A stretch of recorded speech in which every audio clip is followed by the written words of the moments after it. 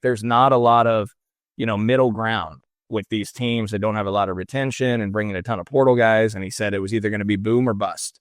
And it obviously turned out to be bust.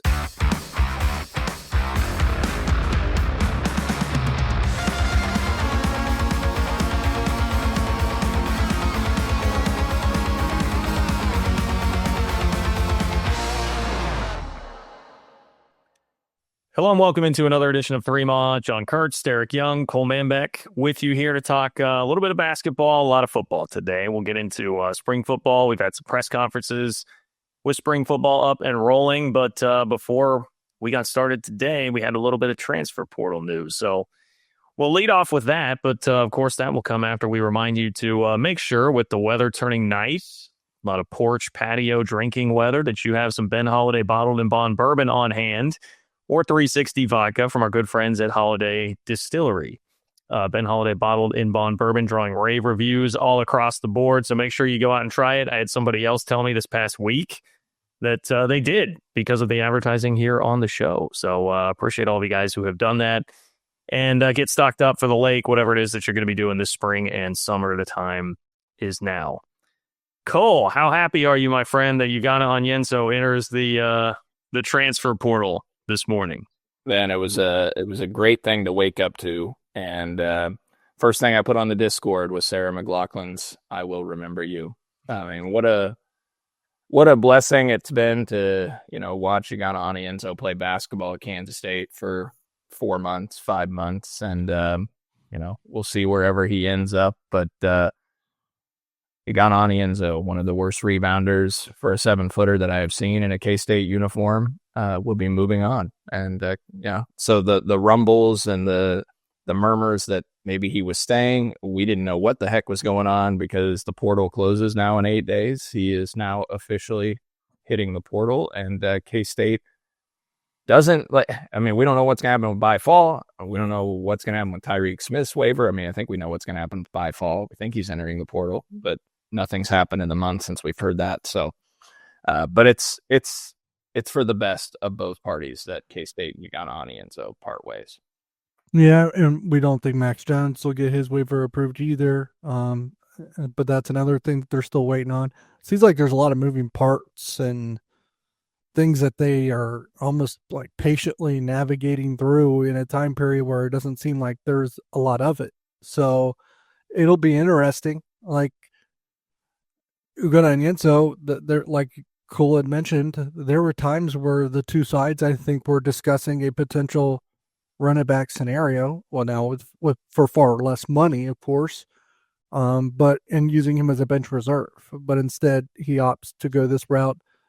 What I would say is, I think it is for the best.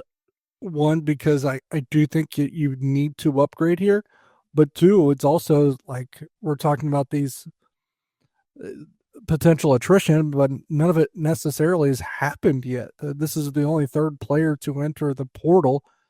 It almost needed to happen just to carve out space to maybe add some of the weapons or, productive players you hope to land and make room for them. Cole, I've got a question for you here. Would you rather on next year's team have Ugonna Onyenso or Jason Bennett? Man, probably Onyenso. So that. So you thinking of this? You can explain your answer further. I was just starting to think about something else. Go ahead. Sorry. I was looking at Onyenso's advanced profile on BartTorvik.com, and obviously his offensive rating went up, but it's so minimal on a usage rate and playing time that his offensive rating in Kentucky was under 113 last year, and it was 135.6 this year. It's because he didn't turn the ball over and he made shots when he played, but he also gave up and like we said this about offensive rating, usage really skews the numbers a little bit. Well, and his offensive and defensive rebounding percentage were only down a point each from last year at Kentucky. Now his block rate went from 15.4, one of the top marks in the country at Kentucky last year, to 8.5 this year, which still isn't a bad number. But when you watch the eye test, it certainly didn't feel that way. I mean, how many times, guys, did we see? That's why some of those numbers, I think that they're good to use as a a barometer of sorts. But if it isn't matching what you were seeing with your eyes, then I think you need to push some of them to a side. We mentioned the offensive ratings can be skewed by usage, and high usage players typically get penalized quite a bit on offensive rating, more than a front court player would. And then when it comes to defensive rating, it really just matters who your teammates are and how good you are as a defense overall as a team. How many times did we track toward the end of the season, just when Onyenso came into the game, it led to automatic buckets for the opponent? I mean, there would be 3 to 4 consecutive scores as soon as he came in. Not all his fault, but oftentimes was. And and sometimes the guy probably credited for giving up the bucket, gave up the bucket because of Ugo's mistake. Like, I think he put some bad stats on some of his teammates defensively because of his inability to be competent on the defensive end of the floor. And so many times we saw guys like, he's right there for a rebound and he doesn't even go up with both arms, and he's a 7-footer, or he doesn't, like his rebounding numbers just felt so low compared to jump, he can't move left or right. Yeah. So again, he was a former 5-star recruit, and the reason I'm struggling a little bit when I look at the advanced analytics is because, if you guys remember, I liked him when he came in from Kentucky. Like, I thought his potential was really high. Maybe I just watched the wrong games. I mean, I remember when he had a 16-point, 13-rebound game in the SEC last year. He had the 10 block shots against Ole Miss, which is a Rupp Arena record at Kentucky. And so I thought, hey, they're going to get more out of this guy. And instead, he got worse in my mind. I think there's 1 or 2 things he's great at, and I think he's awful at the rest. I think that's the problem. He's so limited of a player. Cole, I very much remember that, because that was right around the time where I was like, okay, this is great, but I worry a little bit about the fit, how this roster's shaping up or whatever. And then I give the transfer class a B+ or whatever it was, and you clobbered me. So, I'm well aware that you really liked Ugonna Onyenso. Well, yeah, you were too high on that transfer portal grade. I was. I was also an idiot. Yes, but you graded better than I did. So yeah, I was excited about his potential. Now, I remember when we had Jeff Goodman from the Field of 68 on the pod, John, and he had watched a practice, and he hadn't named Onyenso, and then he's like, he could be the odd man out. So maybe should have picked up on that right away, because he'd watched a practice and didn't know how he would necessarily fit. If you want more thoughts on Onyenso moving on, you can definitely go listen to Ape Thoughts by Haramze, on the Discord. So, have you gone back and listened to Goodman? That would actually be really fun to listen to what he said about that team at the beginning of the year. What did he say? Did we get a practice report on Shore? I don't remember if he mentioned Shore. We should go back. He raved about Max Jones. We should go back and listen to it, because I do think what Jeff said was they're either going to be a top. He was going to have him in his top 25, I believe, is what he had said, and he said they were either going to finish a top 25 team, or it could blow up. And Evan Miyakawa, when we had him on the show last offseason, said the same thing. There's not a lot of middle ground with these teams that don't have a lot of retention and bringing a ton of portal guys. And he said it was either going to be boom or bust. And it obviously turned out to be bust. And so, yeah, I'll go back and listen to it when I have a chance and see what Jeff said. You had 3 guys graduating, assuming Max Jones doesn't get his waiver. So it's him, Coleman Hawkins, and David Gasson. And then now you have 3 guys in a portal. So that cuts you down to 7. But you've added 2 high schoolers and Abdi Bashir, so you're at 10 players right now, I believe. Yeah, and we feel like they're in a spot where they might add 2 European players potentially, right? Which would maybe maybe ideally it's 3 if the reports are correct about them being in the mix for Paul and Bia, the post. Yeah. So if they do land the 2 Euros, and then maybe third, but if they land the 2 Grusicic and Rapik that we've talked about before on here, they land them, that would put them at 12, but then by fall, as we expect to enter the portal, takes them back to 11. So that leaves them with 2 scholarships to work with. And I'm guessing that would be a guard and a big. Yeah. And that would assume, and we're under the assumption there, and when we're talking about it, that Tyreek Smith gets his waiver and is on the roster. So that takes up one of those scholarships. So you got 2 left in that scenario. And to me, you actually probably need 3 openings because I think you need another really good guard. I think you need a good wing, and I think you need a good big. There's a lot of needs. Here's the thing, Cole. They need good basketball players. That's what this roster needs. Is it needs good basketball players. Yeah. Yeah. Yeah. 'Cause, I mean, on the Discord yesterday, like K-State was linked to UTSA, 5'11" point guard or guard type that can really shoot it 44% from three in his 2 years at UTSA. And people are debating, well, like we can't have two small guards. And I'm like, we can't be bad. Like we cannot be that picky. If he can play, take him. I don't care about the size at this point. So let's be honest. This, regardless, I think this roster is going to have some strong limitations because we're talking about a 13-man roster, and we already are pretty certain that 4 of those 13 spots are going to be taken up by 2 high schoolers that aren't perceived to be instant impact guys, David Castillo and Taj Manning, and even Moby Kigaruka. Well, and then you got to hope C.J. Jones makes a substantial jump. Right. David Castillo has to make a substantial way to both those guys got to make big jumps. Otherwise, you have in the scenario we're talking about, they're going to be in the top 9, both of them. Yeah, I mean, if they don't make big jumps, you have a massive issue at guard. They got to add more talent, obviously. The only reason why I said that is like that's a chunk of your 13-man roster that is not a certainty to be a rotation-worthy player. Yeah. Yeah. Well, let's go see him get Darian Reed out of the portal from Alabama. I've heard NC State there. We'll see. I thought that was Georgia. Georgia was also rumored. He's from Georgia. They were a finalist in his high school recruitment. K-State had brought him in for an official visit too, but they weren't on that final 3. Oh yeah. Yeah. But who knows? It's been such a weird offseason. I think we can all attest to that. They haven't even and maybe a lot of it's just unknown, but it doesn't feel like they've even got in the door for a lot of these transfer types to this point. Maybe they have, and we just don't know.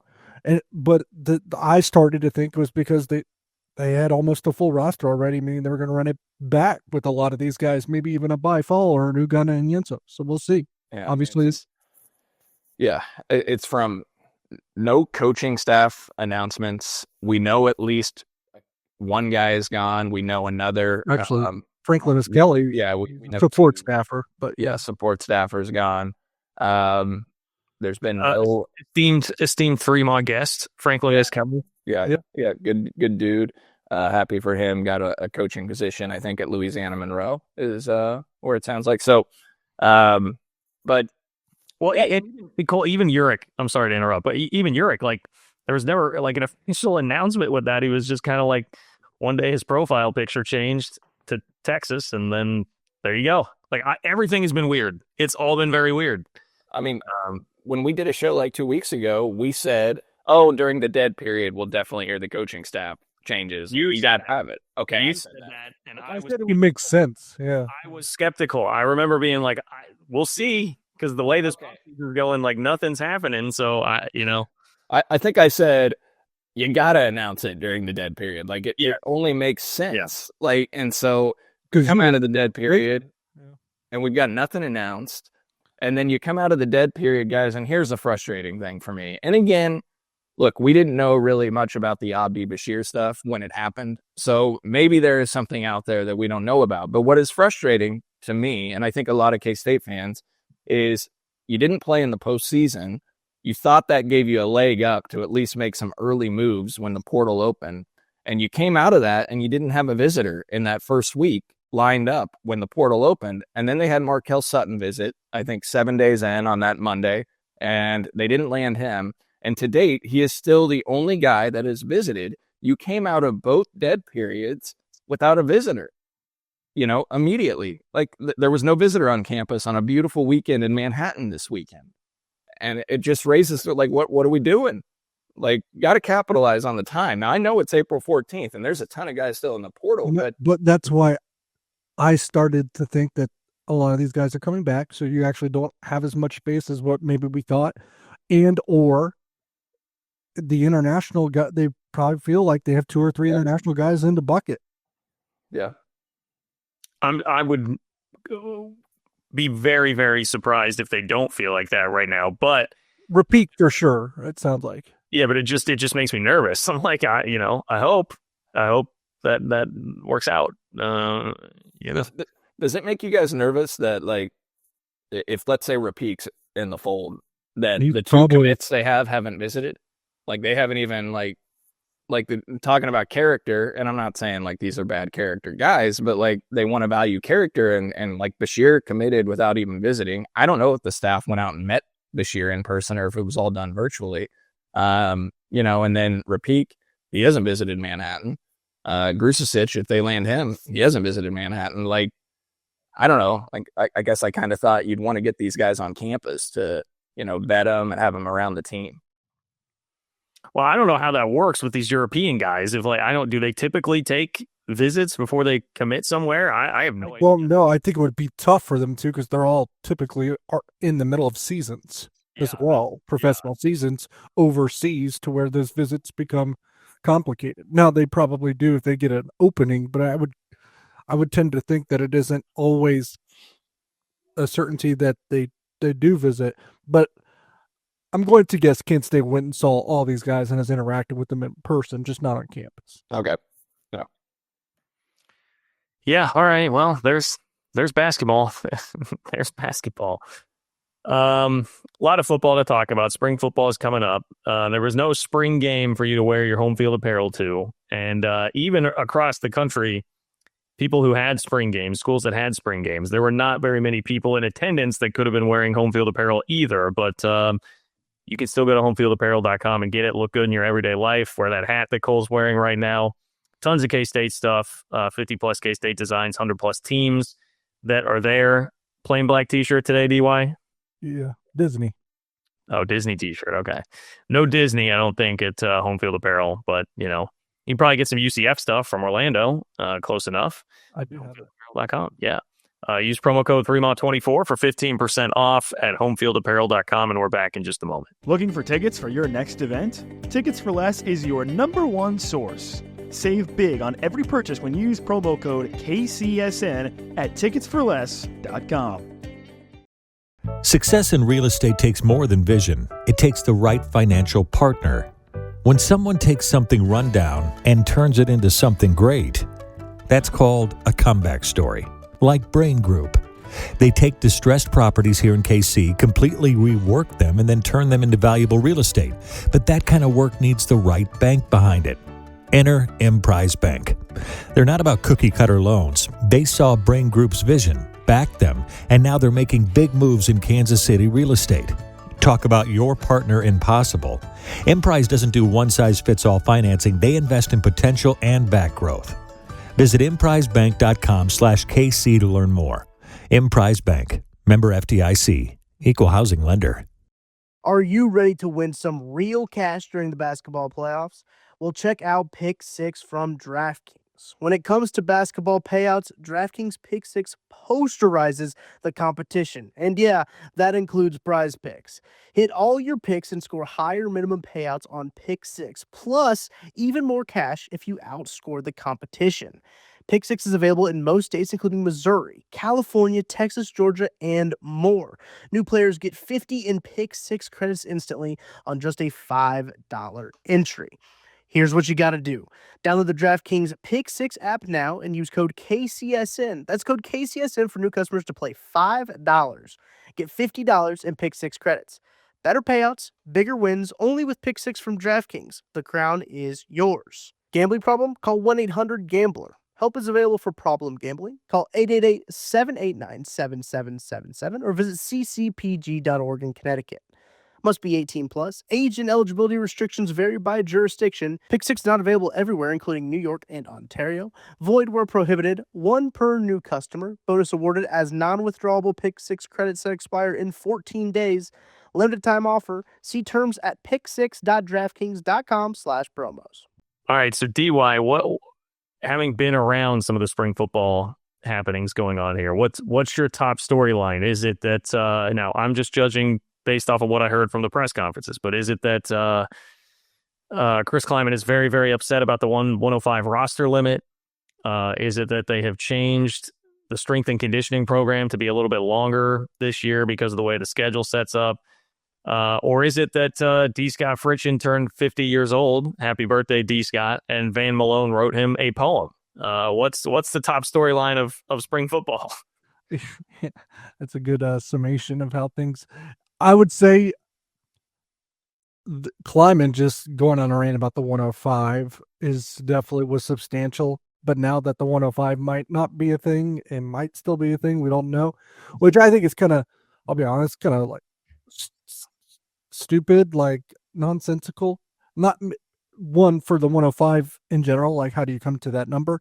But two, also that it's some teams are done with spring ball. K-State's in the middle of spring ball, and we don't know if it's actually going to be enforced or not still to this point for the season. Like that should be something determined long before now. So that's in flux. But now that it's in flux, I don't know that would be my top storyline. It's probably the fact that Kansas State chose to emphasize strength and conditioning a little bit more and cut down practice time. And we'll see if it's a winning strategy or not.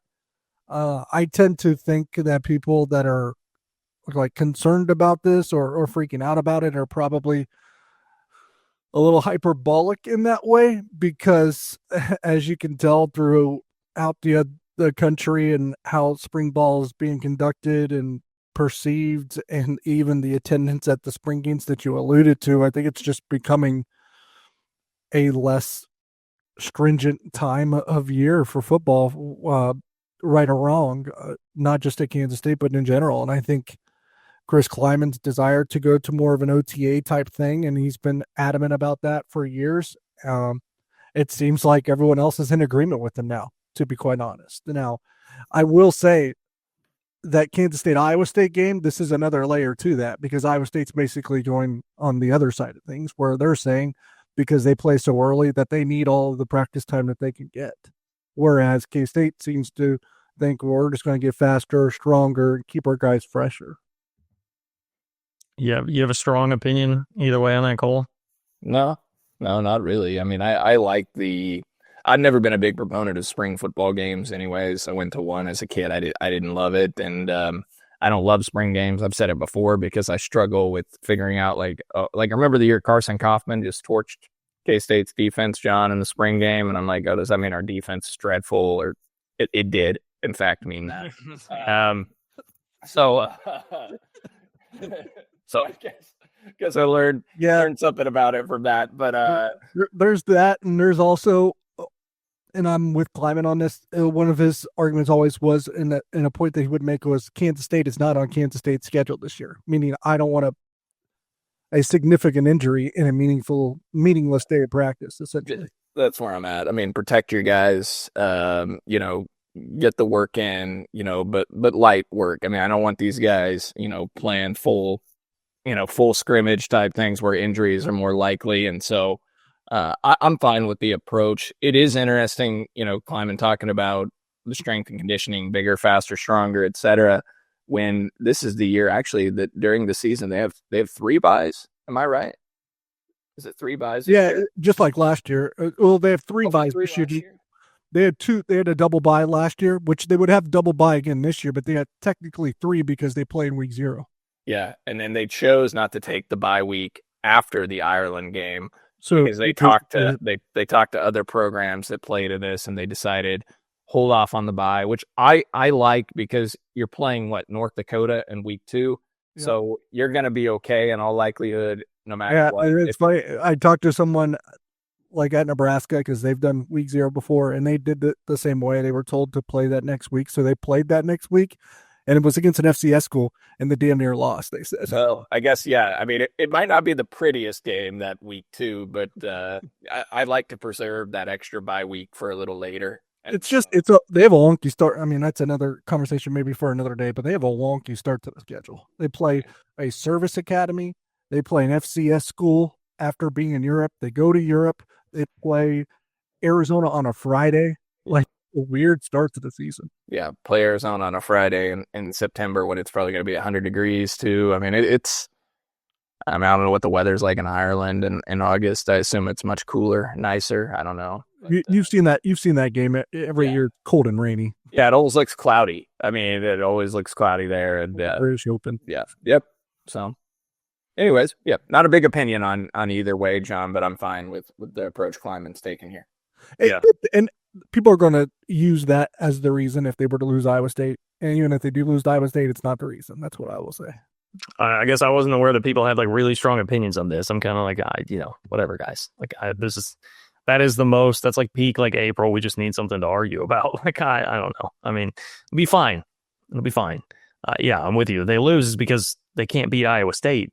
Like, that's, they've lost 4 or 5 to Matt Campbell. So, like, if they lose, it's probably because of some bigger picture things that are going on within the program. I do feel like we should bring this up because people are going to start to ask about it now. But I mean, the big story in college football right now is Nico Iamaleava and what happened at Tennessee, which I think, the tentacles on that are really fascinating for everybody in college football. And what is this going to mean? Is this could be something that provides more ammo for like some congressional oversight on this, trying to get an antitrust exemption for college football. I know there's a lot of talk about that.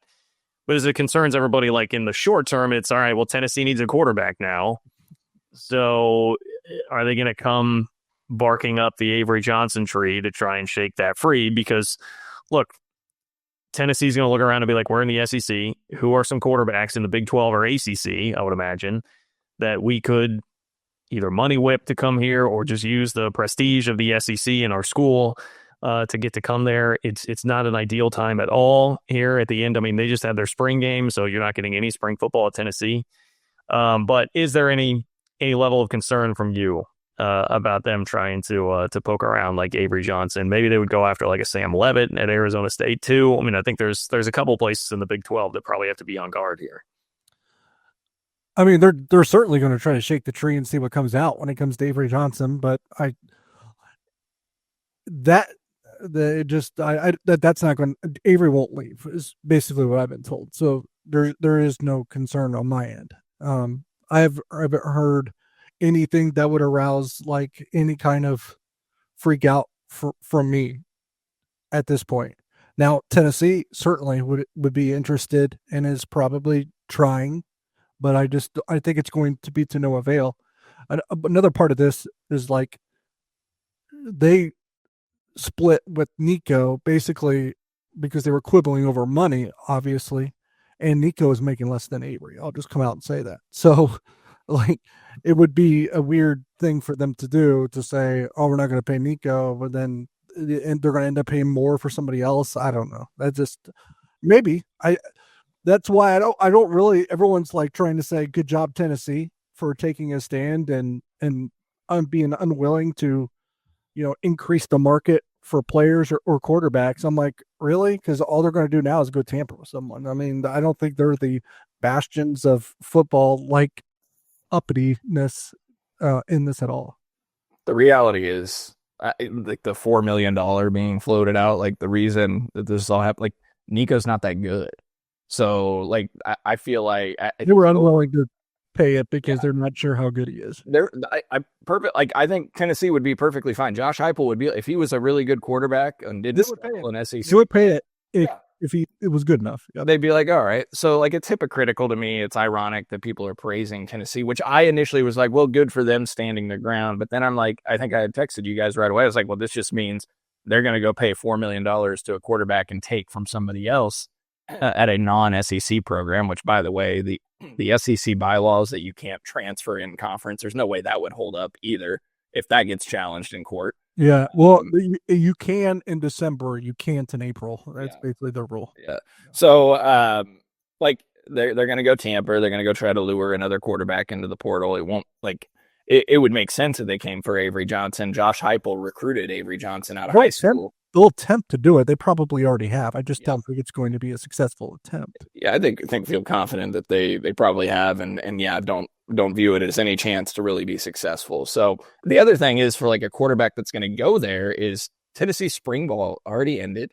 So you're going to be a new quarterback marching into that Tennessee program with just the summer to get ready for a season in a new system. I mean, that's a tough spot. That's why I agree with Pete Nikosov on 3, where more likely than anything is going to happen. Now, maybe one quarterback bites at this chance, but more likely because of that scenario where you're really going to be at a disadvantage when you go to Tennessee and try to learn that system on the fly without a spring ball and don't have that installation period, is more than likely you just try to get your current school to pay you more money and just go to Tennessee next year or something. Yeah, I mean, there's no winners here. I mean, I think that it's going to be worse for Tennessee most likely unless they somehow pull a really good quarterback and can make it work on the fly. But it's kind of an impossible situation there. This is not going to be a good thing for Nico. I mean, he's now sort of tracking toward becoming the next like Jaden Rashada here. You know, if he's going to show up late somewhere, I guess maybe if it's USC, I don't know. You know, working with Lincoln Riley, it could get a lot worse than that. But I think it's a terrible situation for the sport that we're here and there's all this going on. I will still give some credit to Josh Heupel for that because I think he knows, like yes, you guys are correct. If it was a great quarterback, he'd pay $4 million.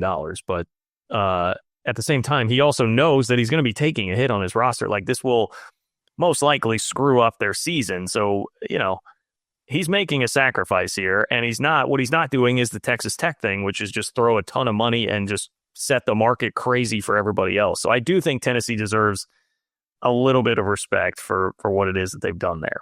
Either way, not much concern with Avery. Cole, I know you have to go. Do you have anything to say before you want to go? No, I mean, I'm excited to talk more football with you guys over the the ensuing months now as we transition to that, and eager for college football season to get here. We've now entered the doldrums of sports. All we've got is baseball right now, which we aren't allowed to talk about K-State baseball anymore because they went into a spiral once we did that. So we won't talk about that. But no, eager to listen what your guys' other thoughts are on K-State football and DY, what you saw at the practice you were at and the press conferences that you've heard from. And hopefully we're able to get some football guests on the show here soon and start talking more ball on that topic. Hey, KU got swept, right? After everybody was all hot to trot on them. Didn't that happen this weekend? They got swept at TCU, who's playing tremendous baseball right now. They're 28-9 overall, TCU, and now a top 15 RPI win for K-State on the neutral field that they got in the non-con. So, all right. Yeah, so K-State KU this weekend in baseball. But K-State's got to go to Northeastern first this week, which a tough series, who's 50th, 53rd in RPI. And look at this. I talk too much baseball, and now everything's skewed. Yeah. So. Yeah.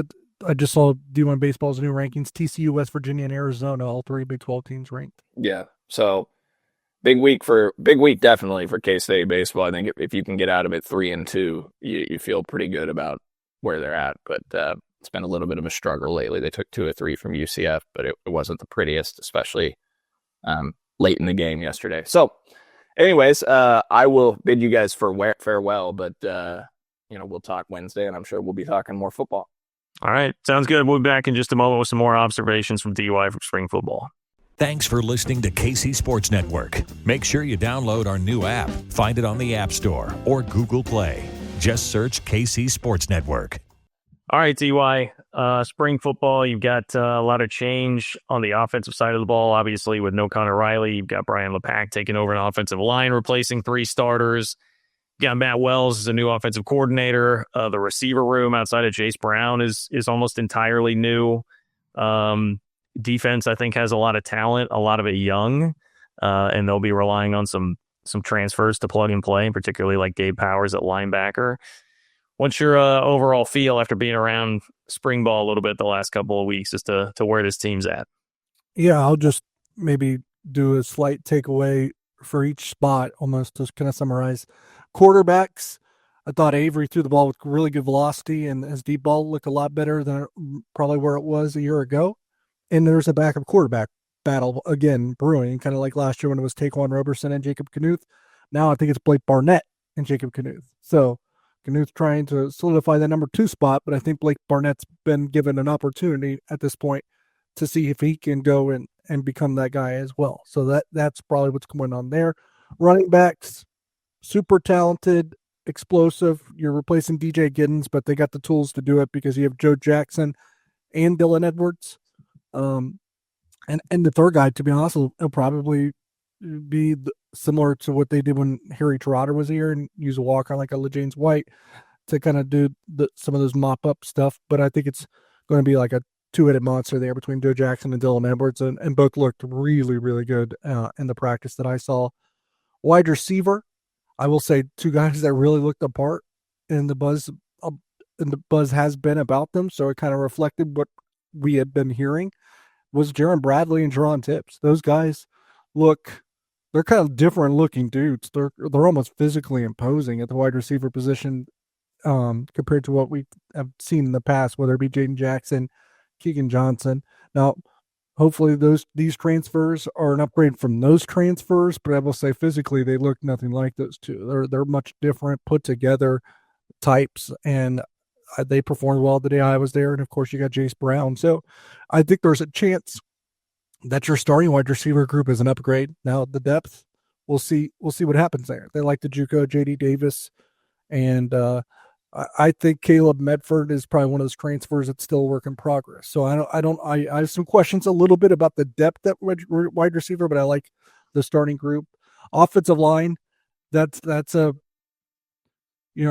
spot where, again, I think they have the talent, but with so many new faces, they're replacing the most snaps and starts, I think, that they have had to do in a long, long time.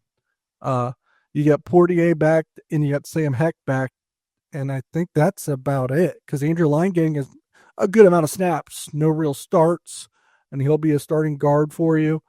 And then you're going to see what the USC transfer can do. Amos Talalele, who didn't even start that much in L.A., John Pastore hasn't started games. Gus Hawkins hasn't played. And Pastore already hurt again. Yeah, and he's already hurt, or at least sitting out. Maybe it's an off-season surgery deal. I don't know. Either way, not available. And then Fitzpatrick, who came from Ohio State, hasn't played a lot yet, but it sounds like everyone thinks he's a stud. So my concerns aren't necessarily there, but offensive line is a position that depends on a lot of cohesion and chemistry, and you got a lot of new pieces that you're trying to fit into a puzzle. So I wonder if there's some early struggles there, and you got a new offensive line coach too at the front of the room. Tight ends, to be honest, a lot of those guys are out right now. Tight ends. We did see Willie Ncio and trying to think here, and Braden Lofton a little bit. Again, that's probably the room where you have the most depth. You got like four guys that have started games there between Swanson, Ncio, Lofton, and Oakley. So you got a lot of punch in that room. So that's the offensive side of the ball, where I would say where you're at in each one. Again, it's not like a major spring ball. I don't think that they're really cracking down on things, and it might be for design, as we kind of touched on it a little bit earlier. But I think you almost want plenty of guys to think that they're in the running for a lot of playing time, because you have a transfer portal about to open. Yeah, delicate balance that you got to strike right now, which is another one of those things about the state of college football right now that I think is not great. I know receiver. I was going to ask you, beyond the top four. I mean, it seems like a foregone conclusion at this point, right? That it's going to be Jace Brown, it's going to be Tibbs, and it's going to be Bradley that are your top three. Yeah, I don't even think it's a question. Those three are, I think, just to separate themselves by a lot. And I think your next best one after that's probably JD Davis, the JUCO that just arrived in January. Is there anybody else that's going to be legitimately in the mix there? Maybe Jaquise Bradley Demps. Yeah, because he was a true freshman last year. Now he's still kind of back a little bit a ways on the depth chart. If those rotations on that one day of practice I saw for 25 minutes are any indication, but he's also so young and gifted that there's a chance where he can just take off and all of a sudden just shoot it up. So I would say maybe someone like him. I mean, Bryce Nurnberg was also in the second unit. He's a walk-on. So there's, and that's not to say he's terrible or anything, but there is a big gap between the starters and the not starters at this point at wide receiver. Yeah. I guess I forget about Medford too. Like, if he could pull things together eventually like that, that's another option there. So I'm going off of 25 minutes of practice, and they've probably practiced 10 times that amount. I would say he's like a big body that was kind of lumbering a little bit, a little stiff. So maybe he's a threat in certain parts on the field, but he's different too. So I guess I'm starting to talk myself into this a little bit. At receiver, they're just bigger. Which is not, I mean, it feels like K-State's been smaller receiver for 2 decades at this point. So I'll take it. It sounds like you're not expecting much from Gabe Ervin at running back. Well, he was another one that did not go that day. So. He wasn't going. Okay. That wasn't super productive in Nebraska. So, I mean, that would make sense. Offensive line. I mean, are you still pretty confident on the interior here? And it's just a matter of settle the potential, and you got to find somebody, whether it's going to be Pastore staying healthy or Brandon Snee getting up to speed. Gus Hawkins was the starting right tackle the day I was there, and that's a redshirt freshman, but one that we all assume is going to be a multi-year starter and maybe an all Big 12 guy at some point. So right, I mean that would be wonderful if Gus Hawkins is ready to take it over. I mean that might be best case scenario if he is. But. It could be, or you look in the portal. We'll see, but it's interesting. Tackle is the spot that they have to tackle still, I think. Yeah. But you mean figure it out, not necessarily go get somebody else, but just figure it out. Yeah, I guess Gus Hawkins could be the answer. If John Pastore were to stay healthy, he could be an answer. Brandon Snee has to make a lot of improvement to be an answer. So, I don't know. We'll see. Yeah. Okay. Defensively, what are your observations on the defensive side of the ball? Yeah, you mentioned being younger there. I would say probably younger at corner for sure. But they got some experience at just about everywhere else. I had defensive end and corner in mind when I said that, because young, but just unproven. Maybe young is the wrong word. Yeah, unproven. You got 3 sophomores, 2 juniors, and a senior that you'll probably play. The senior being Cody Stufflebean, though I think he could maybe slide to the interior in a pinch. Toby Osunsami and Travis Bates are the juniors that have played a lot. Chidi Obiizor has got a chunk of playing time under his belt. He's a sophomore.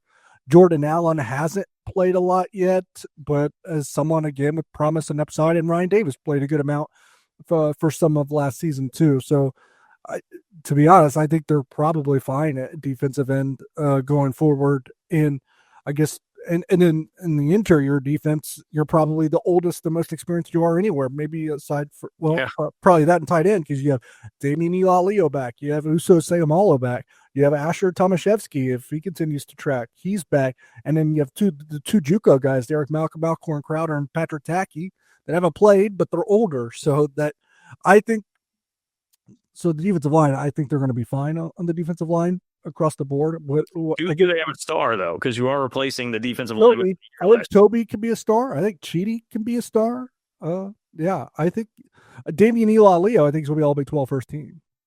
Okay. I think he was close to that last year. So yeah, I mean, look, he's pretty. I've loved him since day one. I thought that he would be impactful here. But yeah, defensive, I guess pass rush is really where. And Toby, I've been a big Toby guy too, so I'm here for it. He's like pass work, sure. The coaches have not been willing to put him out there, and they're probably not going to have any choice this year, but to just ride it out and put him out there more. He was with the ones when I was there at practice, and I think Chidi Obiizor can be special. He probably needs to understand that he can be special and kind of ratchet up his motor and work ethic a little bit. But I have literally really no questions about this defensive line. I think they're going to be good. The question would be, because I saw it when I was there, they play with a 4-man defensive line. We saw a little bit more of that last year, but still the odd front was probably what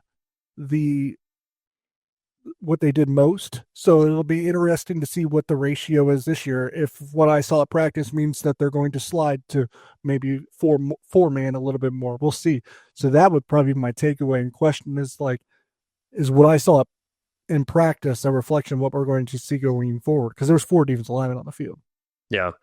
Linebacker, I mean, it just seems like depth is the concern there, right? Because you're going to have Gabe Powers, you're going to have Desmond Purnell, you have Austin Romaine, who turned into, one of the best linebackers in the conference last year. Yeah, I think you know who you're going to have at starter. It's going to be can Rex Van Wy improve?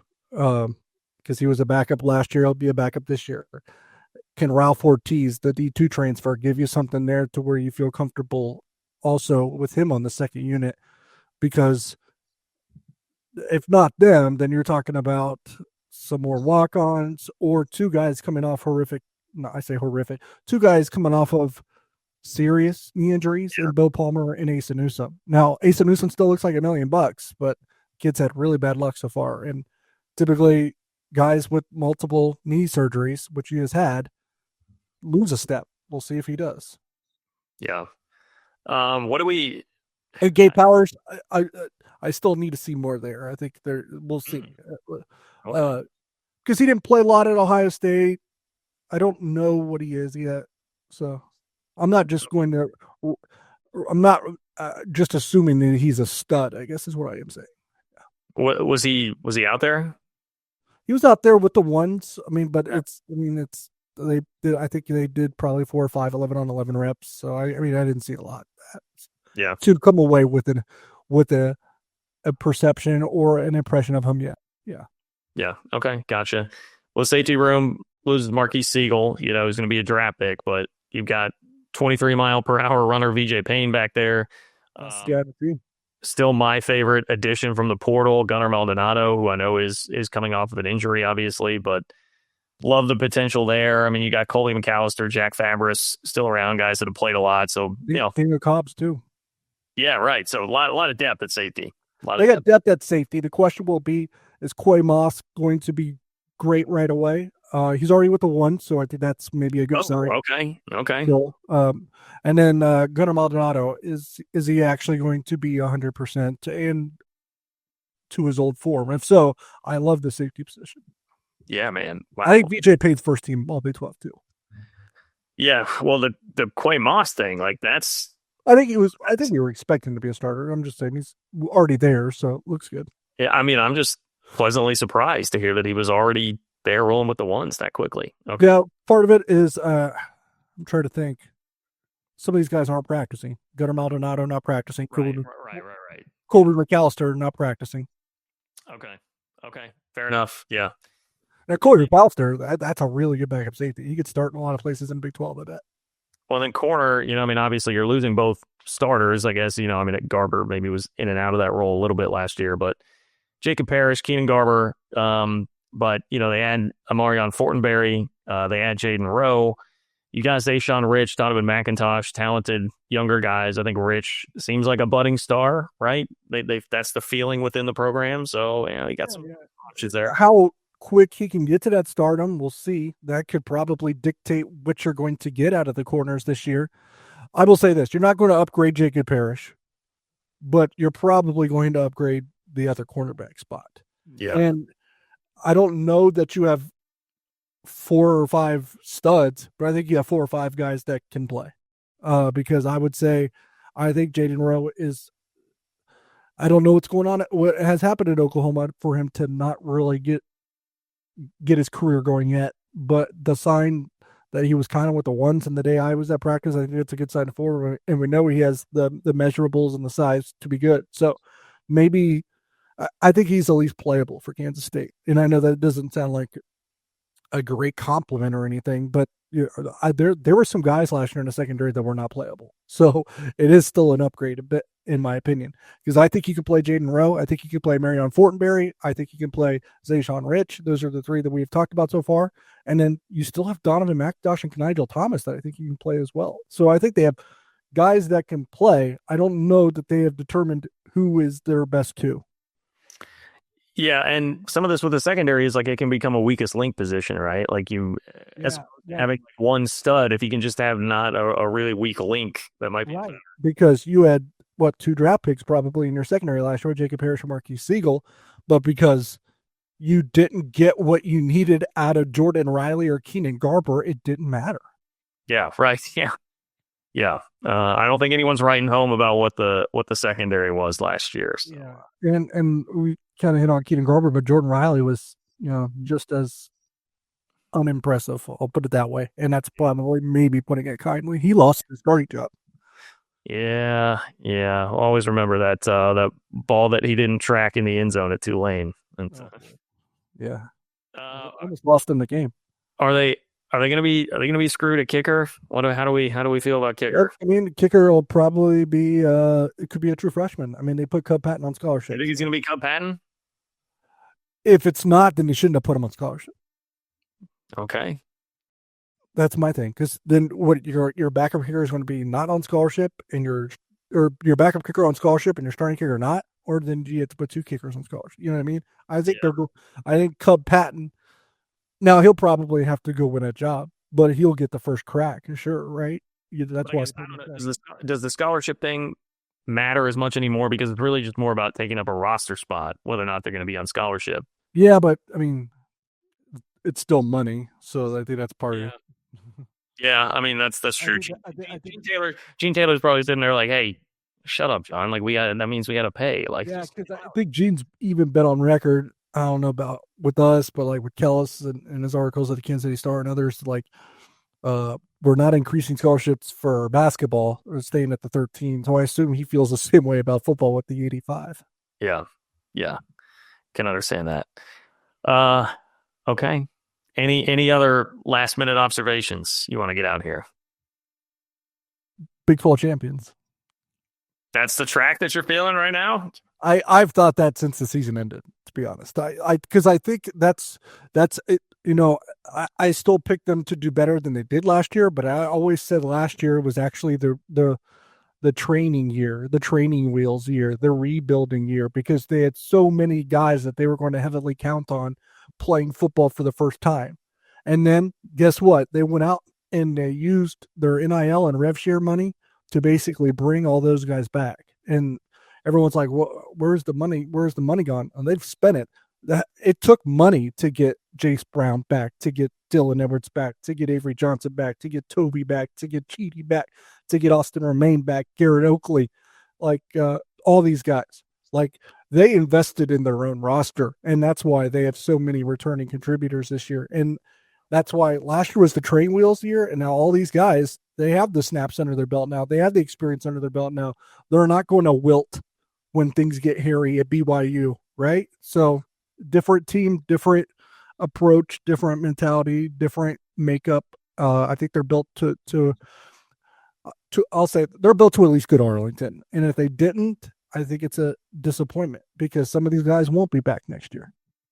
Yeah, I mean, I would just say, hopefully they won't wilt, right? Because we just did this whole analysis of the roster, but like if they truly are going to be Big 12 champions, and I feel like I'm talking out of both sides of my mouth because I just did a YouTube show last night where I was pointing out Shahan Jayaraj's tweet that like the national champions lately have not relied on like elite quarterback play to win a title.